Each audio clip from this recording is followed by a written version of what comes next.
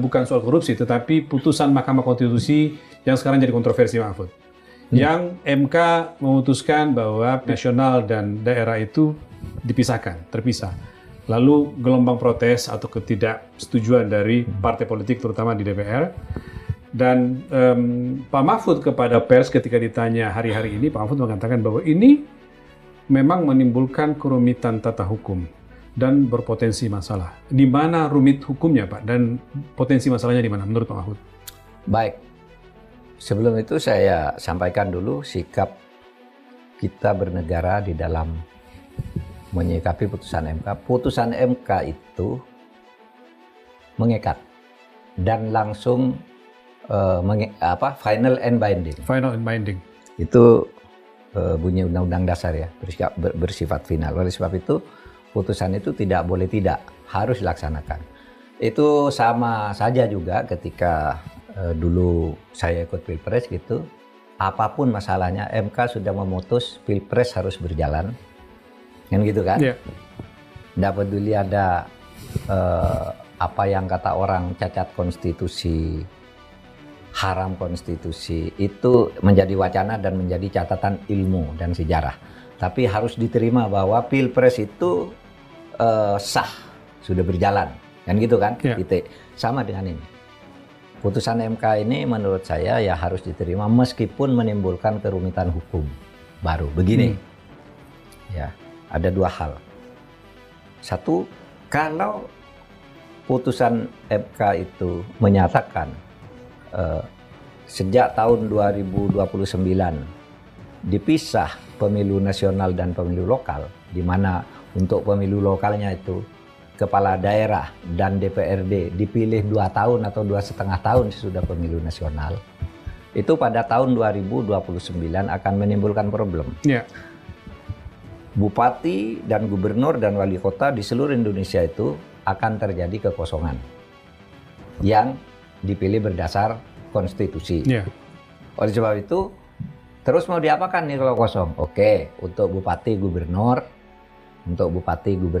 itu ada aturannya, bisa diangkat penjabat, ya, bukan PLT, penjabat gubernur, penjabat bupati, penjabat wali kota. Kalau untuk bupati dan gubernur. Iya. Tetapi itu aneh juga, masa penjabat sampai 2,5 tahun, Pak. Kalau 2 bulan, 3 bulan oke, tapi penjabat 2,5 tahun gimana? Itu sama dengan mendekati bahwa Pak, bahwa betulan dia yang menjabat. Itu merampas demokrasi. Di demokrasi di MK itu dulu ada semboyan yang dikemukakan oleh Pak Marwarar. Jangan sampai sedetik pun hak asasi rakyat dan hak demokrasi rakyat itu terjadi. MK harus menyelamatkan. Nah ini malah 2,5 tahun, bukan sedetik. Gitu kan. 2,5 tahun rumit. Tapi satu secara formal kalau memang itu. Tapi untuk DPRD nggak bisa pakai penjabat. Harus orang yang dipilih. Nah kalau ditunda 2 tahun terjadi kekosongan kan? Betul. Nah, itu problem hukumnya. Itu problem hukumnya. Tapi tentu saja MK bisa buang badan. Karena di dalam putusan MK, butir 3.16 itu disebutkan masa transisi yang seperti itu yang kita persoalkan tadi 2,5 tahun itu, ya, itu diserahkan ke pembentuk undang-undang, ke Presiden dan DPR. Untuk mengatur. Ada itu Pak? Disebutkan di situ ada, ya? Ada. Untuk masa transisi menjadi tugas pembuat undang-undang untuk mengaturnya. Artinya wajib sebelum tahun 2017 pertengahan undang-undang udah jadi. Karena pertengahan 2017 ini tahapan pemilu sudah mulai. Pemilu 2009 kan mulainya, iya kan? Iya. 2027 Juni berarti Pak. Iya. Paling lambat 2027 Juni. Iya kan sudah mulai pendaftaran parpol. Persis. Berapa sampai nanti pemilunya akan terjadi penetapan calonnya yang final terjadi 2028. Iya. Ya kan? Lalu awal 29 pemilunya itu sendiri kan gitu. Jadi wajib DPR membuat undang-undang untuk mengatur masa transisi. Dan harus rampung sebelum Juli 2027. Iya. Itu jawaban MK. Tetapi hal lain bahwa MK telah membuat kerumitan hukum. Saya melihatnya juga MK terlalu masuk ke open legal policy. Seharusnya hal itu tidak diatur oleh MK. Masalah jadwal, masalah apa gitu kan? Itu urusan DPR ya? Iya, mestinya urusan pembentuk undang-undang. Pembentuk undang-undang. Tapi MK masuk ke situ terlalu jauh. Apakah ada pelanggaran terhadap open legal policy? Banyak. Tetapi kalau memang betul-betul melanggar undang-undang dasar. Kalau ini apa sih? Melanggar undang-undang dasarnya itu apa? Menjadwalkan pemilu serentak di tahun yang sama apa? Nggak ada pelanggaran hukumnya. Hanya spekulasi aja, orang nggak konsentrasi kan gitu kan. Terlalu banyak pilihan lalu orang tidak milih benar-benar sehingga demokrasinya lalu tidak sempurna macam-macam gitu. Itu kan berarti kewenangan MK itu hanya pada batas boleh dan tidak boleh gitu ya, melarang atau ini ya? Pada dasarnya gitu. Itu. Itu yang disebut sebagai negatif legislator. Negatif legislator. Tetapi MK kemudian mengembangkan diri yang bagus melalui jurisprudensi yang diterima. Kalau hanya membatalkan lalu tidak memberi jalan keluar, itu kan tidak boleh. Maka sejak itu ada putusan di mana MK kemudian ikut mengatur, termasuk yang gini lalu ikut mengatur. Tapi ini alasannya tidak masuk. Tidak masuk alasannya. Tidak masuk alasannya menurut saya. Tapi tetap mengikat ya, tetap mengikat meskipun kita tidak suka. Begini, yang agak serius itu mungkin perlu diperhatikan konstruksi hukumnya itu.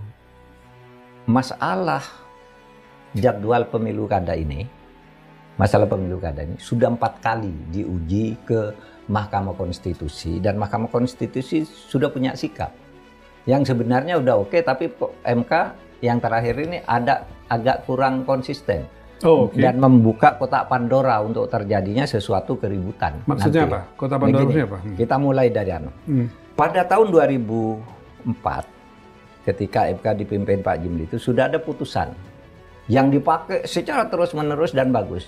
Yaitu putusan Mahkamah Konstitusi nomor 72 dan 73. Kalau 72 73 artinya pemohonnya ada 2. Yeah. Jadi pemohon itu bisa 10, bisa 1, bisa ini tergantung. Ini ada 2 permohonan. Yang isinya tuh MK memutuskan bahwa pemilu yang demokratis yang berlaku bagi pilkada sesuai dengan perintah pasal 18 Undang-Undang Dasar itu bisa dilakukan secara langsung maupun tidak langsung. Jadi yang sesuai dengan Undang-Undang Dasar 45 itu langsung boleh seperti sekarang, tidak langsung lewat DPRD seperti dulu itu boleh menurut MK ya. Nah, itu dipakai. Sehingga karena boleh langsung boleh tidak langsung lalu pemerintah memilih yang langsung pada waktu itu. Tapi ingat pada zaman Pak SBY berubah. Ya kan? Pernah ada undang-undang mau kembali ke langsung. Oh, 2014, Pak. 2014. Oh, betul. Yang tadi 2004 zaman Pak Jimli ya? Zaman Pak Jimli. Ini ketika SBY jadi presiden 2014 sempat itu, Pak ya? Sempat iya. Diputuskan di DPR ya, Pak? Diputuskan DPR dan sudah di tingkat 1 seluruh fraksi setuju. Persis. Kembali ke DPRD. Termasuk PDIP yang kemudian walk out waktu sidang di DPR waktu itu. Sebelum itu justru PDIP itu paling semangat agar kembali pemilihan itu ke DPRD. Undang-undangnya disetujui, diajukan oleh Pak SBY, tetapi kemudian terjadi peristiwa politik lain. Ketika ini sudah disetujui di DPR, Pak Jokowi menang Pilpres, Pak Prabowo kalah, tapi Pak Prabowo menang di DPR. Ya. Lebih dari 2/3 DPR dikuasai oleh koalisinya Pak Prabowo. Waktu sementara itu orang mengatakan koalisi kebangsaan dan koalisi kerajaan, Pak ya? Ingat. Oke. Nah, undang-undang yang tadinya sudah disetujui itu ketika dibawa ke paripurna, kemudian pecah. PDIP tidak setuju. Karena apa? Karena undang-undang seperti ini, nanti kalau dibiarkan, DPR-nya itu dari pusat sampai ke daerah akan dikuasai oleh koalisinya Pak Prabowo. Sementara Presiden itu menguasai eksekutif, tetapi nanti di DPRD, kepala-kepala daerahnya itu kan ditentukan oleh koalisi ini. Yeah. Sehingga dianggap ini bisa kacau. Itulah sebabnya lalu pada waktu itu PDIP walk out, tidak setuju, meskipun tadinya setuju semua. Saya tahu tadinya setuju semua. Kemudian Pak SBY yang sudah memperjuangkan itu dibully orang, ya Pak BW. Masyarakat sipil kalau mengundangkan ini Pak SBY itu berarti merusak demokrasi. Dia sudah berhasil membangun demokrasi, tapi dengan undang-undang ini berarti Pak SBY menghancurkan bangunannya sendiri tentang demokrasi. Akhirnya Pak SBY mengambil jalan tengah. Undang-undang itu diundangkan karena sudah disahkan kan di DPR. Tidak mungkin tidak. Undang-undang disahkan tanggal 20 9 September tahun 2014, tapi 2 hari kemudian tanggal 2 Oktober dicabut diganti dengan Perpu. Itulah yang berlaku sekarang. Nah, Mas, dengan adanya putusan MK bisa liar loh ini. Bisa liar, bisa muncul lagi. Udahlah kalau begitu kita kembali ke DPRD aja. Itu dulu udah didukung dan itu sudah berjalan. Oke, gagasan lama itu bisa muncul lagi, Pak ya? Bisa. Itu yang disebut, karena kata MK itu bisa langsung, bisa tidak langsung, itu sama konstitusionalnya. Jangan-jangan bisa liar ke situ, nanti kembali lagi ke perdebatan tahun 2014. Itu kotak Pandora yang mungkin muncul. Yang kedua, MK itu sebenarnya sudah membuat putusan bahwa jenis-jenis pemilihan yang konstitusional itu menurut MK, putusan nomor 14 tahun 2013 ada 5 jenis.